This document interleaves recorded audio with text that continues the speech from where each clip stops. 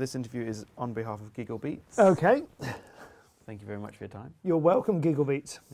How did you start off in stand-up? I was doing improv before I did stand-up, which is, again, a superior craft, a superior trade, but one in which it's impossible to make any money. But it's much more artistically creative. But it's more fun to do probably than watch. And I met a couple of stand-ups who were doing improv in order to hone their skills, and they told me that there were a series of workshops, which we would call them, which sort of, essentially adult education classes run at a place called the City Lit in Covent Garden. And so I signed up for them. They were on Saturday afternoons when all my mates were watching rugby, and I was bored with that, so I decided to go and bugger about in a sort of classroom with about 30 other wannabe stand-ups. One of them, incidentally, was Tracy Ann Oberman, who went on to play Dirty Den's wife in EastEnders several years later and is now a well-known comedy and indeed drama actress. So we were quite a class. And several people came through that class. Hal Cruttenden, Addy Borg, Jimmy Carr, I think, did it a few years later. I never overlapped with him. I don't know, there are many others. You can look it up. Jill Edwards, I have it all to thank or blame on her. So how much have you changed since then to now? I have changed enormously since then. My first two gigs, I remember I dressed deludedly in black jeans and a sort of black motorcycle jacket. I thought I was like a young Elvis. I don't know what I thought I was up to. Then I've had this kind of period where I dressed as a sort of lounge lizard in a double-breasted crushed dark red velvet, crushed velvet, sort of Edwardian jacket, a bit like that poet guy, Murray Lachlan Young. I don't know if you remember him, sort of performance poet. And I was and I explored a territory that was not unlike the one that Rob Newman's character had done in Mary Whitehouse Experience. I can't remember his name was, he used to have long fingernails and he was kind of creepy and a bit sort of like sexually predatory, but also incompetent.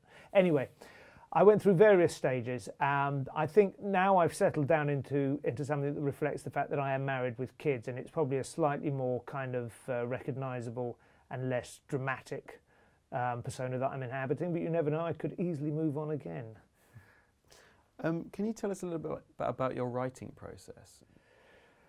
Well, that again has changed. My writing process, usually, it used to begin with anything that I would say in earnest to friends, often in the pub, and that they would laugh at, and I hadn't intended it to be funny. That was usually a sign that I was onto something, so I would jot that down. If I was complaining bitterly about something that they found it funny, that I would find that annoying, that, couldn't see that I was the one that was at fault in a certain situation, then I would jot that down and go back home and work it up. And I think very little of any use is actually done in what, is literally writing. You spend, hours in front of a blank computer screen or hovering over a blank sheet of paper without coming up with anything very useful at all. Almost all the good stuff either comes out in conversation with mates, in the pub or in cafes or whatever, or actually on stage. So all you can do in terms of writing is sort of collate your ideas and try and get them into some sort of order so that you know what it is you're going to try and talk about. And then you have to start going to badly paid or non-paid, gigs with 20 or 30 people who have not paid enough money to get in that they might expect a polished performance, and you just have to try and knock it up. And obviously you're constantly like, boiling it down and then filling it up and boiling it down and filling it up. Fail fast, I think Google call it, just constantly trying things out and seeing what works. It's almost impossible to know before you try stuff out whether you're onto something. You can have what seems to you to be the most brilliant and intuitive and insightful idea about, laundrettes or the Tory government, and you can do it in front of a crowd and they're just like, nah. And then you make one, off-the-cuff, throwaway remark about your own nose, and suddenly, they're on the floor in hysterics. So how do you like to spend your time when you're not on stage? Well, I like to spend my time when I'm not on stage, listening to music, cycling, indoor bouldering is a thing I've got into recently, taking long walks across the downs with or without a dog, and occasionally reading a decent book. I like going to the cinema and the theatre and all those kind of things. But the reality of how I spend my time when I'm not on stage is it's usually spending ludicrous amounts of time trying to pack and find things and think, what is it I'm going to need on this next trip? Actually in transit, on tour, or going to corporate gigs, sitting alone in hotel rooms. I mean, the stand-up lifestyle, I can't complain. I know everybody's job is rubbish, but honestly, you have no idea how much crap there is that surrounds the hour and a half, the golden hour when you're actually on stage, which is terrific. But the rest of my life is humdrum. It's poorly organised. It's very. I desperately need a tour manager and somebody. I need a life coach. I think I seem to have very. Considering that my job basically amounts to doing about an hour's work a day, I seem to have very little spare time indeed for actually doing anything worthwhile. Where do you see yourself in the grand order of gag merchants? Ooh, I suppose a bit like a Ken Clarke, you know, the Tory minister who's he's on the right, but he's tolerated and liked by the left, and has never really fulfilled his promise. No, I don't know. It's a difficult one. I've been doing it for 18 years, and I suppose in that respect, if when I was starting out, somebody who'd been doing it for 18 years, I would regard as an old hand. But to myself, I kind of still feel like I'm, you know, one of the kind of an outsider, a bit of a, you know, somebody who might not be part of the establishment exactly, and so it's you know, the perceptions can vary depending on where you're at, and I think just in the same way that, you know, you can be 50 years old but still sort of think you're 20 in your head, I still kind of think that like I'm sort of starting out and trying to crack it and work out how to do it. Do you mind if I ask to put the coffee back Oh, sorry, down? yeah.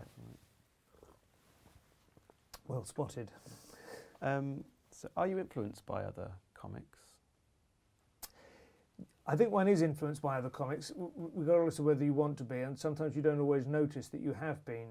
I know, for instance, if I watch Stuart Lee for any length of time, then his manner, his kind of cadence and rhythm will seep into my performances. And equally, you know, there are 2 or 3 other comics that you know, can rub off on you if you spend time watching them or whatever, and you think, yeah, that's good, that's a good approach. But sometimes you don't even notice you're thinking it.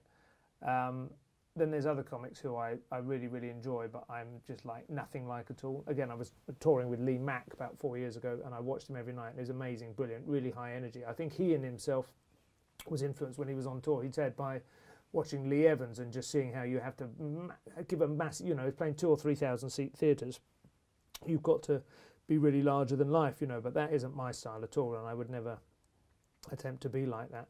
I think the most important thing you have to be influenced by is how the audience perceive you, and you have to constantly be engaged in a sort of dialogue that, if, you know, it might sound almost weak-willed on your part, but you have to understand what they see and what they're perceiving, and adapt to that and reflect that back, and then keep it coming back and forth. You know, you are in a way who they think you are, and so you have to be influenced by that, I think, rather than who you think you're more like, because they might kind of go, no, you're not like that. And then you end up looking foolish. You're well respected on the stand-up circuit and done your fair share of TV now, and you've got your own DVD. Mm-hmm. Have you done anything you set out to do when you first got into stand-up? Do you have a sort of grand plan that you're sort of... If anything, I've done rather more. I think part of my problem was that when I started in stand-up in '96, there weren't really many comedians touring. Or having their own sort of HBO specials or anything like that. And once I was headlining at the Comedy Store on a Saturday night, I was pretty much at the top of the tree as far as I was concerned. And that was as far as I'd ever expected or wanted to go, you know. And I spent several years when I probably should have been knuckling down writing shows that I could tour rather than just honing a 20-minute club set. Because I just didn't kind of, you know, see through that ceiling to the next level. I don't quite know who it was who did invent the whole idea of touring comedians rather than clubs. If I'm honest, I think from the paying public's point of view, you're at least as well off going to see a good club night where you see 5 comics doing their best 20 minutes. You know, it's hard to see a comedian who can sustain that level of invention on their own.